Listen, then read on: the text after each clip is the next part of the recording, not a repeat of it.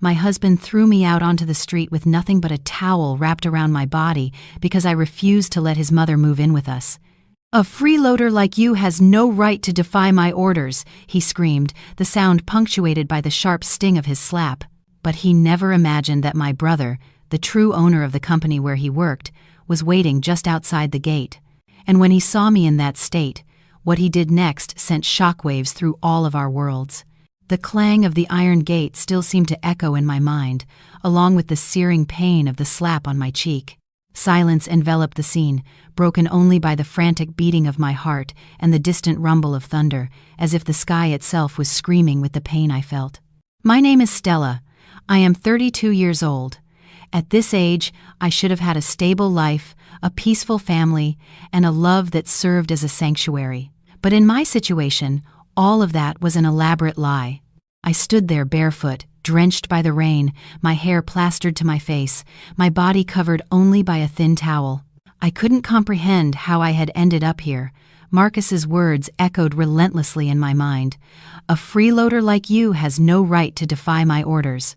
The furious shout from my husband, Marcus, his eyes blazing with rage. I couldn't answer him then. I just stared. But inside, something shattered. When you love someone for years and that person discards you like trash, something inside of you dies, not just love, but all your dreams as well. Just minutes before, our argument had begun, centered on the same old issue. "Stella, I will not repeat myself." Marcus had said firmly, "My mother is moving in next week. That's final." "But Marcus, I don't agree. We've talked about this before. It won't be good for our marriage, and you know exactly how she treats me." "Are you disobeying me?" he asked. His voice dropped, but his teeth were clenched. "I'm just defending my place in this house, in this life," I replied. A deafening silence followed. And then the storm erupted. Marcus, a successful businessman whose ego had inflated with his success, was not used to hearing the word no, especially not from me, ever since he landed his first major contract. I was Stella, his rock, his ally, the woman who had abandoned her own career as an architect to support him on every project, to build a home, to care for him behind the scenes of his success. But that night, when I refused to obey without question, when he felt a loss of control, it didn't matter that I was his wife. It didn't matter that our staff was watching. He treated me like a rebellious employee. He called me a freeloader, screamed at me, and then, without another word, shoved me out of the house.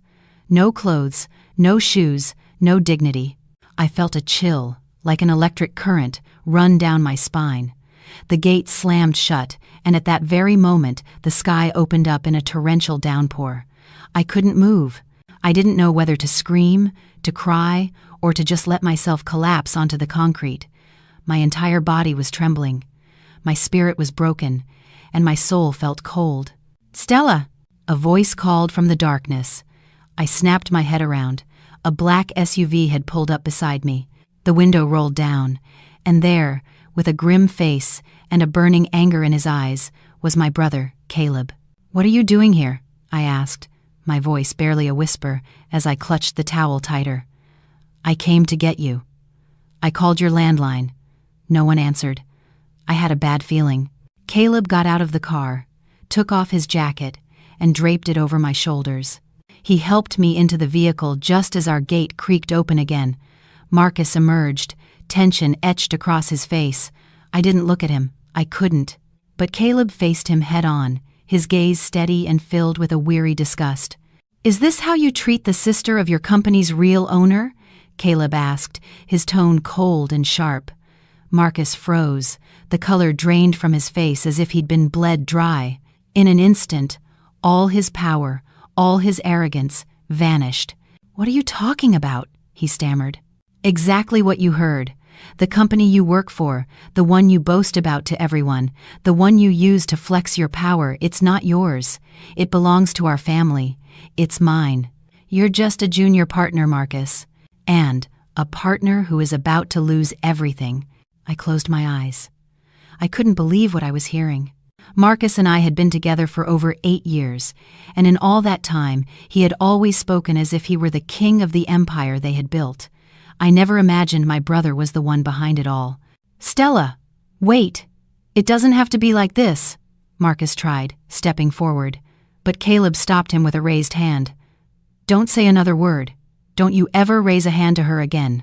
Don't you ever scream at her again. And don't you ever look at her like she's worthless. Because as of now, Marcus, all your privileges are revoked." Silence fell over everything.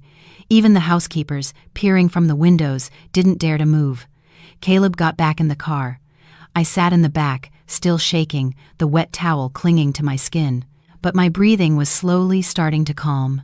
For a few minutes, no one spoke.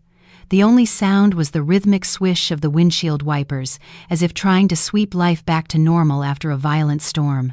"How long have you known something was wrong?" Caleb finally asked. "For a long time." "I just didn't want to accept it," I answered, staring out the window. I thought if I were more patient, if I understood him more, if I just endured a little longer, things would change. "And why didn't you say anything?" "Because I didn't want to fail. I thought that was the price of love. Because that's what I was taught, that a good wife stays, fights, and takes care of things, even when no one is taking care of her." Caleb swallowed hard. He was never a man of many words, but that night, he understood the weight his sister had been carrying for years. "Stella, what you did was brave, and you are not alone." I turned and looked at him. For the first time in a long, long time, I felt seen. "You know what hurts the most?" I said. It wasn't the slap, not the screaming. The worst part was realizing he no longer saw me as a person, but as an obstacle, a shadow. Caleb's grip tightened on the steering wheel. The rain continued to pour, as if the heavens were weeping for me. "Well, it's time you stopped being a shadow," he replied. "It's time you took back your space." I didn't answer, but in my eyes, something ignited, not anger, not revenge. Something deeper, something Marcus had tried to extinguish for years, my dignity. Stella's story didn't end that night. In fact, it was just beginning. And even though she was barefoot, wounded, and with a shattered soul, a part of her knew she would never let herself be trampled on again. Inside that car, soaked and shivering, she was not defeated. She was awakening. And what she would do next, no one could have ever imagined. The air inside the car grew heavy. Caleb glanced at me in the rearview mirror but said nothing. I still couldn't speak. A lump had formed in my throat, and my heart was pounding with a strange mix of rage and shame. My skin was cold, stuck to the towel that was now heavier with rain than with the chill. New York City seemed to be asleep, but in my mind, everything was wide awake.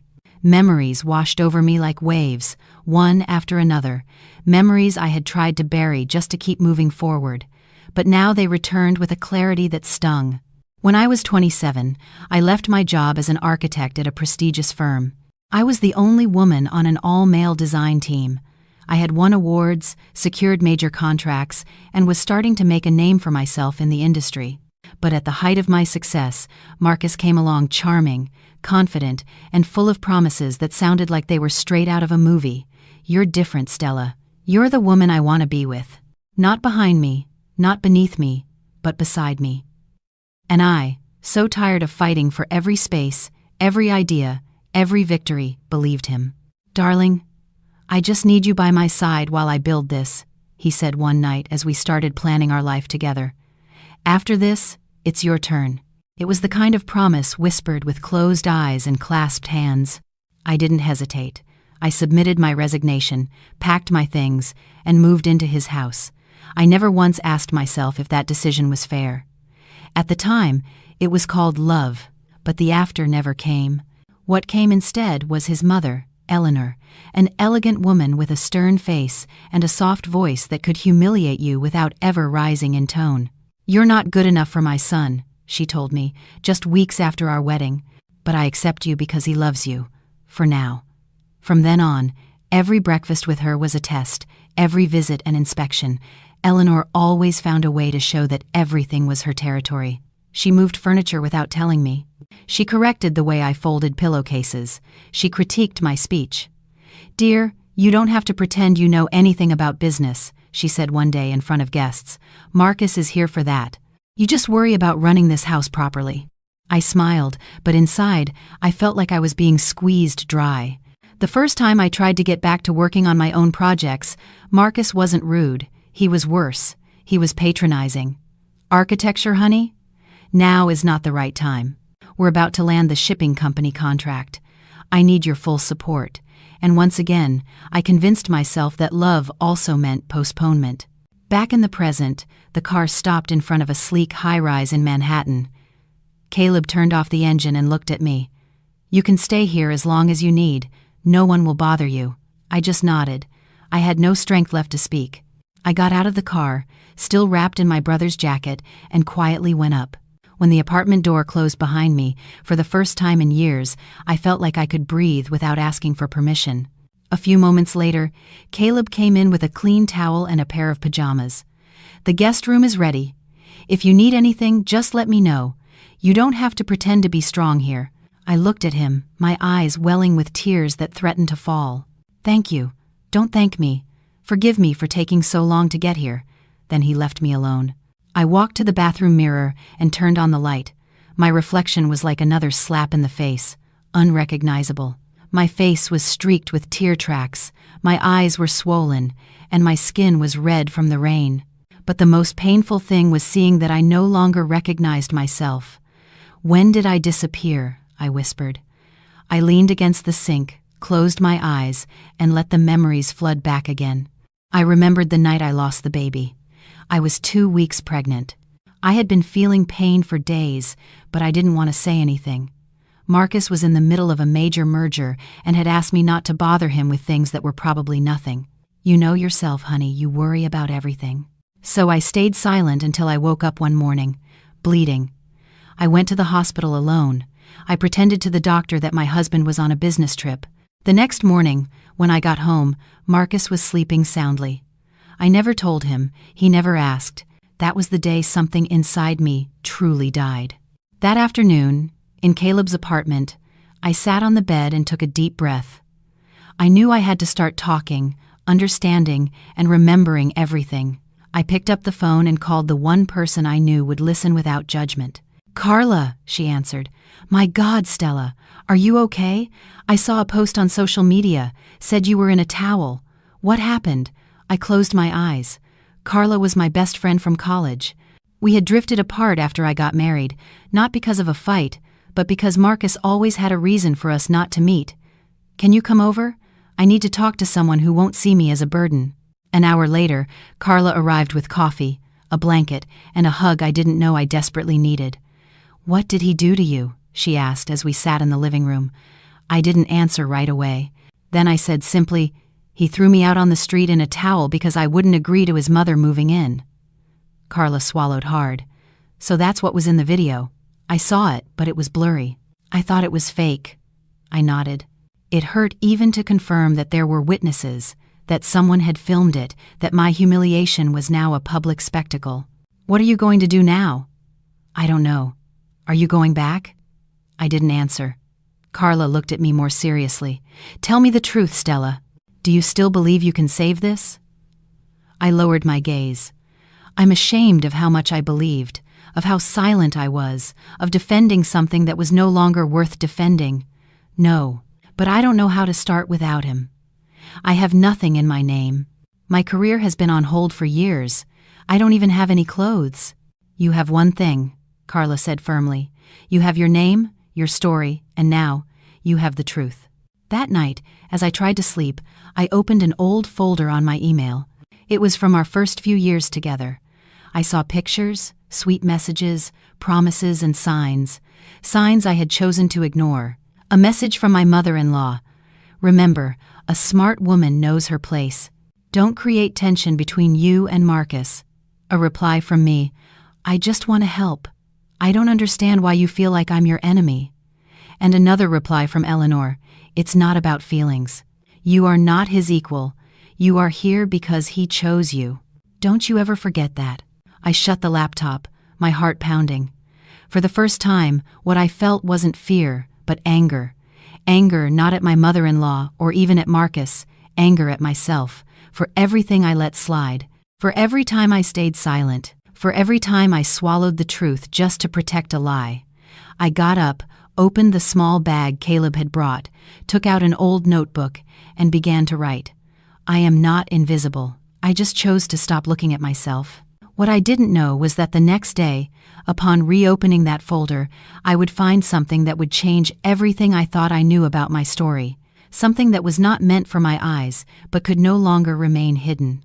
It was 6 a.m. I hadn't slept for a single hour. The sun was just beginning to rise when I opened my laptop again, compelled by some unexplainable force. I had left the folder open, but in the early hours of the morning, I felt an urge to dig deeper. I started sifting through emails, files with generic names like accounts, notes, and drafts. And there I found it, inside a subfolder named Pending. I assumed they were just business documents, perhaps budgets, but what I discovered was different. It was a series of conversations, screenshots between Marcus and someone saved only as M. It didn't take long for me to realize who she was, Maya Santos. Maya was my best friend from high school, the sister I never had, the one who was with me through thick and thin in college, the bridesmaid who sobbed with joy on my wedding day. I opened the first file. The conversation was from 2 years ago. I promise this won't take much longer. I just need her to sign the trust fund renewal, Marcus wrote. And then what? You'll leave her? Because I can't keep pretending, Maya replied. I'll leave her, but I need to make sure she won't mess with the business. If she leaves now, my family's name could get dragged into it. Maya responded with a fire emoji and then a line that made me nauseous. Us against the world, right? The same tone, the same words, the words he used with me. I froze, as if doused with ice water. I didn't cry. Not yet. First came denial. This isn't real. There must be another context. Maybe it's a different M. Maybe it's a joke. Maybe. But I kept reading. There were so many messages, conversations filled with double meanings, shared plans, dates, places, details that were painfully specific. In one exchange, Maya described the lingerie she was wearing after a meeting with Marcus. In another, Marcus wrote, I fell asleep next to her last night thinking of you. That's emotional fidelity too, right? That's when my body gave out. I shut the laptop, ran to the bathroom, and threw up. Not because of what I saw, but because of everything I had chosen not to see before. I remembered a night, a month after our first anniversary, at a dinner with investors. I had spent weeks preparing a design proposal for a new mall. Marcus had promised me, tonight is your night. When I finally got to speak with the main partner, Marcus approached with a smile and said in a joking tone, Don't listen to her too closely. She's still learning. Everyone laughed, except for me. The investor changed the subject, leaving me with a fixed smile on my face. That night, I cried in the restaurant bathroom, and Maya was the one who came to me. From the other side of the door, she said, Don't take it so personally. That's just how powerful men are. They don't mean it. They just like to be the star. At the time, I believed Maya was comforting me. Now, I understood. She was placating me, covering for Marcus, making sure I wouldn't react. I went back to the room and sat on the bed. The dawn was casting a pale light through the curtains, and with that light came the most painful truth of all. I had been alone for a very long time. The loneliness hadn't started the night I was thrown out. It started long before, when I stopped getting messages from my friends, when my family started to distance themselves to avoid awkwardness with Marcus, when Maya became my one and only ally and she, it turned out, was my closest spy. I remembered a text from my younger sister a few months ago. Stella, I don't understand why you never come home anymore. Mom says you always have a reason. My reply at the time was, I'm just busy. You guys don't understand Marcus's world. Yes, they didn't understand. And neither did I. I was just following orders. There was a knock on the apartment door. It was Caleb. Did you get any sleep? He asked when he saw me. I shook my head. I found something, I said, almost in a whisper. Caleb came in and listened silently as I told him everything. When I finished, he didn't speak for a few seconds. Then, with a controlled calm, he asked, Do you still have those screenshots? Yes, they're saved. Perfect. Send them to me. What are you going to do? What I should have done a long time ago. Caleb, I hesitated. How long did you know he wasn't the man I thought he was?" He lowered his gaze, then answered, "I always had a feeling, but I had no proof." And you defended him so fiercely. "I was afraid of breaking something you still wanted to protect. I didn't want to protect it, Caleb. I wanted it to work because I thought love was measured by how long you could endure." "That's not love, Stella. That's not love." I felt broken, but within that brokenness, something new was sprouting, an awareness I never had before, a clarity that was painful but liberating. A moment later, an unexpected message arrived from Maya. "Stella, I just saw the news.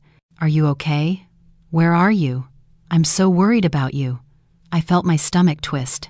Maya was still pretending, still playing the role of the concerned friend, as if everything I knew wasn't real, as if our years of friendship could cover all the lies. I didn't reply. Instead, I picked up my phone and looked at old photos. The two of us at weddings, birthdays, the beach, coffee shops.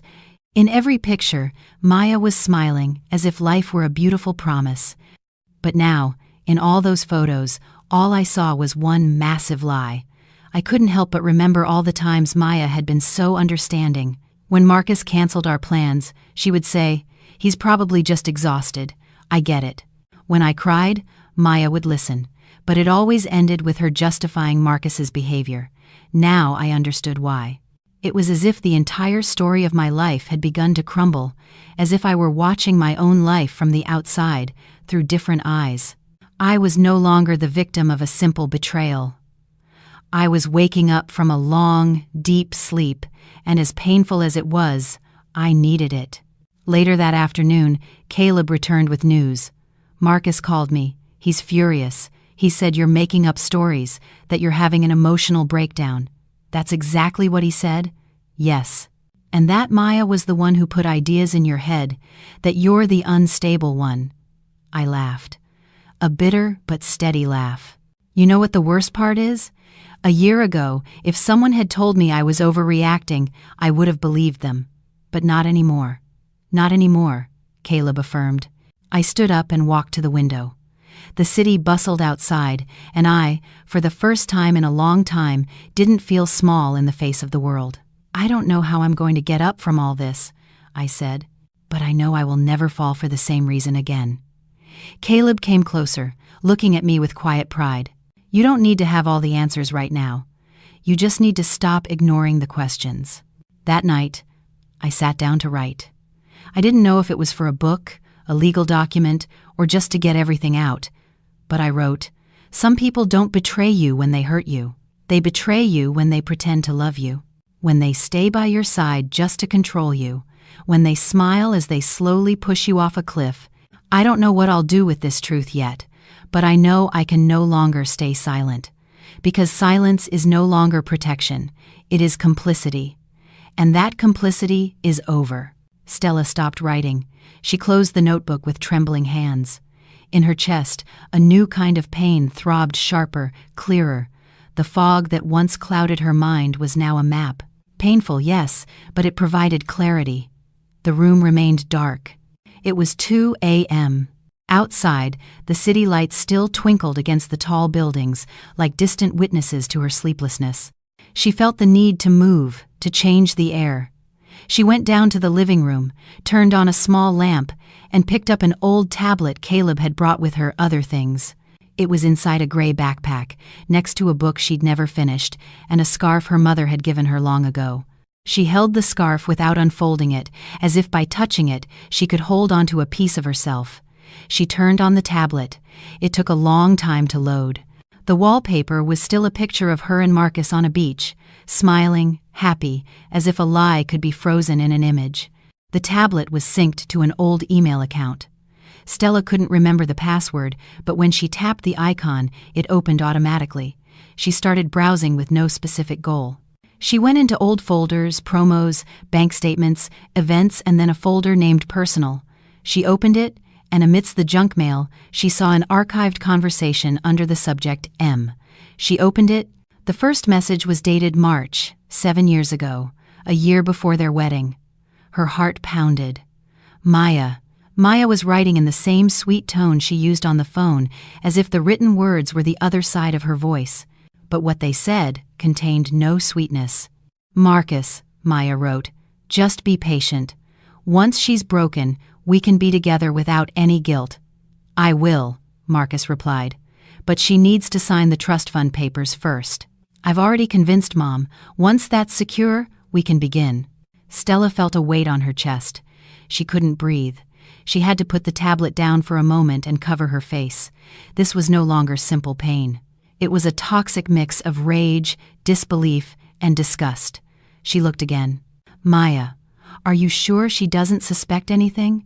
She seems so devoted," Marcus wrote. "That's why. Because she's devoted. She'll never see it coming." That was the exact moment the world she knew ceased to exist. This was not about physical cheating. It was deeper. She had been used. While she was planning their wedding, they were planning her downfall. While she was building a home, they were constructing a massive lie. Stella stood up and paced the living room aimlessly.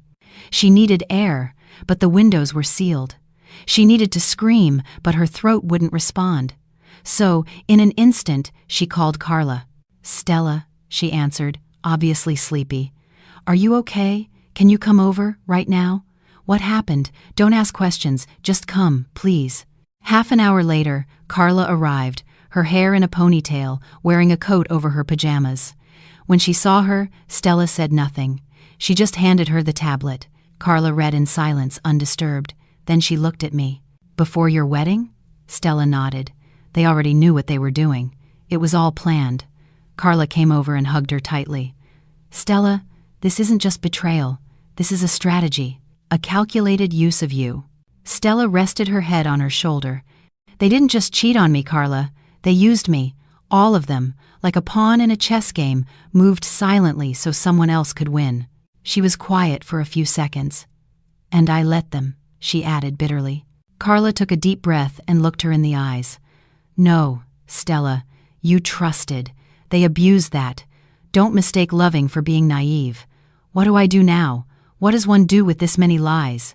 "You expose them," she answered without hesitation. "You name them.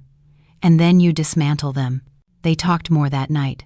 Carla slept on the sofa, just like they used to in college. Stella didn't close her eyes. The anger no longer kept her awake. The next morning she got dressed, took the tablet and a folder, and went to the study where Caleb was working. "You need to see this." Caleb said nothing. He opened the files, read everything, and then rested his elbows on the desk. "This changes the entire plan. What does that mean? Marcus didn't just abuse you emotionally, Stella. He committed fraud. If the trust fund was signed under fraudulent pretenses and Maya was part of a hidden conspiracy, we can file a lawsuit. This isn't just personal anymore. It's legal." Stella felt dizzy, but with it came a spark of hope, something that felt like justice. "Do it. Do everything you have to. But I'm not looking for revenge. I want the truth." Caleb nodded. "Then prepare yourself. This is going to hurt more before it gets better." That afternoon, Stella received another message. It was Maya again. "We need to talk. I can't do this anymore. You didn't deserve what happened." Stella read it silently. She didn't reply, but something shifted inside her. She had to see her. Not to understand, not to forgive, but to end it. An hour later, they were face to face in a quiet coffee shop. Maya was nervous, wearing dark sunglasses as if they could hide her shame. Stella arrived on time, her face calm but not cold. She was there for herself, not for Maya. "Thanks for coming," Maya said, removing her glasses. "I didn't know if you would." "I knew. I had to see you." Maya looked down. "Stella, there's no way to justify what I did. I hate myself for letting it happen, for making it worse. But it all spun out of control." "How long," Stella cut in, "before your engagement?" "At first, I thought he was just a game. He knows how to manipulate people." Stella looked at her intently. "He didn't do it alone. You were there, hugging me while you were betraying me, giving me advice while knowing you were in his bed.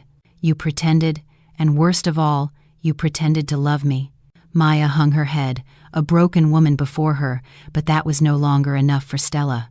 "Why?" Stella asked. Maya took a deep breath. "Because I always felt like you had something I didn't. A light, a talent, people who followed you." Marcus made me feel special. For the first time, someone chose me over you. The words were like daggers. Stella didn't reply. She just stood up and grabbed her bag. Thank you for the truth. I have nothing else to say to you. Maya tried to stop her. Stella, please. Is there anything I can do? Yes, she said without turning around. Disappear from my life. That night, back at the apartment, Stella didn't cry, she didn't scream, she broke nothing. She just sat in the living room, turned on the light, and wrote a new line in her notebook. Forgiveness isn't about forgetting, it's about letting go. And finally, I am letting go. But as she was writing, her phone buzzed, an unknown number. If you think you know everything, you're mistaken. There's something more important you don't know. Ask about the Viridian Point land contract. You'll be surprised. Stella stared at the screen. She felt that the betrayal wasn't over, and the worst was just beginning. The trembling in her fingers was no longer from fear, it was from a simmering rage. She didn't reply, didn't ask who sent it, she didn't need to. What was clear was that she hadn't finished digging beneath all the lies. Viridian Point. It wasn't the first time she'd heard that name. She remembered Marcus mentioning it in private conversations as an exclusive project. He always said the investment was too complicated to explain to her, a bet on the future, and that she didn't need to worry about the details. Now she understood why.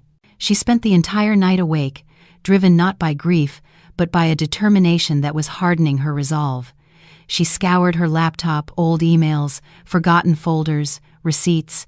At 3 a.m., she found a scanned PDF document. It wasn't a contract. It was an authorization bearing her signature, a signature she had no memory of making. A transfer of rights to a plot of land at Viridian Point. 6 months after their wedding, she felt her stomach clench as if she'd been punched. Morning found her sleepless. At the first light of dawn, she went to Caleb. I need to know everything about Viridian Point. Caleb, who had learned not to underestimate his sister's newfound courage, looked at her intently. It's a property Marcus registered 5 years ago. He always said it was part of a private fund. Why? Stella handed him the document. That's my signature, but I never signed that. Do you know what this means? Caleb read it carefully, his brow furrowing. This isn't just a transfer of rights. This is you waiving any share in the development's future profits. He literally erased you from the map. Stella sank into a chair. Is there anything we can do? Yes, if we can prove the signature is forged or was obtained through deceit. But I'll need time, and you'll need courage, Stella. What comes next isn't an emotional battle. It's a legal and dirty war. She nodded. The wound wasn't as raw anymore. Now it burned with purpose. The following days passed in quiet solitude. She cried when her body demanded it. She threw up one morning, remembering their wedding day, the way Marcus had smiled at her as if he truly loved her, the sound of the applause, the proud look from Maya in the front row, everything so pristine on the surface, so rotten within. But afterward, she got up. She organized every document, every message, every piece of evidence. She created a digital and a physical folder, labeling them with dates, making notes, highlighting key lines. Everything that once made her cower now brought her order. The pain became a method. The fall provided clarity. One afternoon, while organizing the folders, Caleb entered the study with something in his hand. He silently handed it to her. A financial report. What is this? Marcus's hidden bank accounts. The ones he never declared. The ones he used to buy expensive watches, to travel with Maya, to fund personal expenses you never knew about.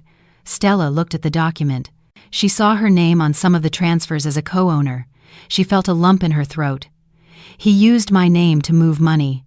Yes, but that's what will give us the advantage. If you file a complaint now, you can demand a full audit and freeze his assets. She looked at Caleb, a mix of pain and anger in her eyes. Did you know all of this? Caleb shook his head. I knew he was crooked, but I never imagined it was this bad. I thought I had him under control from the company side, but he was smarter than I thought. And you? You were his perfect shield. Stella fell silent. Then she said something she had been holding back for a long time. You know what hurts the most? I loved him completely, without reservation. I trusted him so much that if he had told me to jump, I would have, no questions asked. Caleb looked at her, his gaze soft but firm. I thought you were weak, but you were just too good. That was your mistake. Now I understand why Mom always said you were the stronger of us two. Stella lowered her gaze. I never felt strong. Because you mistook patience for weakness. But patience is endurance, and you endured more than most people ever could. Now is not the time to break. It's time to use all of that. That day, Stella reopened her old portfolio of architectural projects. She looked at the sketches, the renderings, the ideas she had buried long ago. Her hands trembled as she turned the pages. It was like looking at a forgotten version of herself, a version she had interred just to support a man who never once supported her. She took one of the designs, a sustainable community center, a project she had dreamed of since college. She dusted it off, digitized it, and updated it. The next day, she requested a meeting with an old contact still working at the architectural firm where she started. "Stella!" the woman exclaimed upon seeing her. "I can't believe it. We thought you'd left the country." "I almost did, but I'm back, and I want to come back with this." She presented the design. The woman studied it carefully. "This is strong. Original. We need this. Do you have any idea how this would fit into the city's new urban regeneration plan? That's why I'm here." 2 weeks later, she had an interview with the project committee. She started receiving emails, calls, proposals. Some were small offers, others were significant. Stella still didn't fully trust the world, but she was beginning to trust herself. One afternoon, coming out of a meeting, she received a call from an unknown number. She hesitated but answered, "Stella Martinez." "Yes, this is Isabel Contreras. I work at the notary's office where the documents for the Viridian Point property were signed. We reviewed the paperwork following a judicial request and found inconsistencies with the signature. It doesn't match your official records. You need to come in as soon as possible." Stella froze. "What does that mean?" "It means there's a possibility your signature was forged. Can it be proven?" "Yes, but we need your authorization to proceed with the investigation. It's up to you. Where and when?" She hung up, her breathing heavy but her voice steady. She went straight to Caleb's study. "It's over. The signature isn't mine." Caleb hugged her for the first time since everything began. "Then we have them." She didn't answer. She just finally felt the ground beneath her feet becoming solid again. But that night, while checking her emails, she saw an automatic notification. Marcus had tried to access a joint bank account they hadn't closed yet. And he wasn't alone. There was also an access attempt from an IP address registered to Maya's office. Stella closed the computer. The enemy was still moving and wouldn't go down without a fight. She was silent for a few seconds, then calmly stood up, a cold, automatic motion, like someone who no longer fears the fire because she has learned to walk on hot coals. For months, she had been reassembling the shattered pieces of herself. She was no longer the woman thrown out of her house, wrapped only in a towel, barefoot and paralyzed by fear. She was different now, a version that no longer needed permission to exist, a woman armed with the truth. The invitation arrived 3 days later. A gala evening for the Eleanor Vance Foundation. Her mother-in-law, a woman as devoted to public charity as she was numb to private suffering, was the host. The theme, strengthening homes. Stella smiled at the irony. The envelope was gold, the calligraphy elegant. Her full name was written in black ink. She knew without a doubt that it was a provocation. Eleanor never sent an invitation without a reason. It was a warning disguised as respect, just like everything she always did. Stella went to her closet. She chose a striking crimson gown, not new, but one she had kept hidden for years. She had bought it in Paris on an anniversary. Marcus had asked her not to wear it in public. "Too attention-grabbing," he had said. That night, it would indeed be attention-grabbing. She arrived alone, unannounced. The camera flashes turned to her in unison as she stepped out of the car. The entire entrance fell silent as she walked the red carpet. "Isn't that her?" someone whispered. Yes, the wife of the junior partner, the one who was thrown out naked. But look at her now. She seems different. And she was different. Caleb was already inside. Carla was there too, dressed simply, hidden at a table in the back. Everything was set. The media was present. The foundation's partners, lawyers, and the microphones were live. Eleanor saw her from the stage and immediately froze. She whispered something to an assistant, but it was too late. Stella was already walking toward the front. The music softened. The murmurs stopped. Stella ascended the stage. The event coordinator approached her, utterly confused. "Ma'am, this isn't in the program." "I know. But neither is the truth, and it's time for it to be heard." Stella took the microphone. The entire hall held its breath. "Good evening. I know many of you didn't expect to see me here, and perhaps many would prefer not to listen. But tonight, more than a celebration, we are going to speak some truths." The tension in the room was a living thing. Stella found her brother in the crowd. Caleb gave a single, firm nod. "For years I was part of this family from a place no one acknowledges." Silence. The silence at family dinners where I was ignored. The silence in business dealings where my name was used without my consent. The silence of a marriage where only one person made the decisions.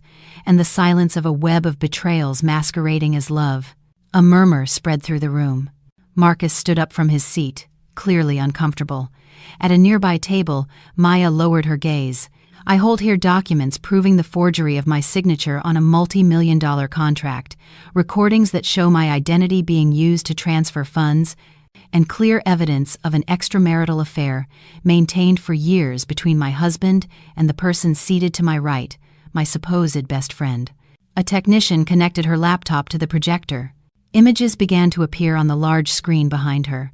Message screenshots, the forged and real signatures side by side, bank statements. While this foundation is busy talking about happy homes, I was living in a home where I was told how to dress, how to be quiet, how to stay, where respect was a luxury and the truth was an inconvenience. Eleanor stood up, trembling. "That's enough," she shouted. "This is not the proper occasion. You are ruining a noble cause." Stella looked her straight in the eye. "The only noble cause here tonight is justice. You knew everything. You supervised the accounts. You signed as a witness on a fraudulent contract. Would you like me to continue? Because I can project your signature next." The entire hall went rigid. Marcus strode angrily down the aisle. "Stella, this is insane. Get down from there right now." But as he tried to climb the stage, Caleb blocked his path. "You don't have the right to even speak to her." The silence became absolute. The cameras turned. The crowd was stunned. Marcus looked at him with hatred. "You won't destroy me with her words." Caleb was unmoved. "No, the evidence and the lawyers waiting outside will destroy you." Stella set down the microphone. What followed was automatic. Police officers entered the hall. No one resisted. There was only shock. Maya was quietly escorted out by 2 officers. Marcus was shouting, demanding an explanation. Eleanor fainted into the arms of an aide. And Stella, in the middle of the chaos, descended from the stage. She didn't run. She didn't cry. She just breathed. Carla met her at the bottom of the stairs. "You did it," she whispered. "Not yet. I'm just getting started." The media swarmed her questions, lights, shouts, but Stella said only one line before walking out the main doors. Truth doesn't always shout. Sometimes it just waits for the right moment to shatter everything. Outside, the air felt different, cleaner, realer. And as she got into the car, she knew that she hadn't just exposed her betrayers that night. She had freed herself from them forever. But when she arrived home, she found an unmarked envelope at her door. Inside was a photograph, a younger version of herself leaving a building.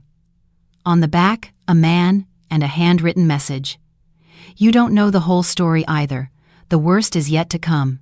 Stella stood frozen in front of her door, holding the photograph in one hand and the empty envelope in the other. The picture was clear, taken from a distance.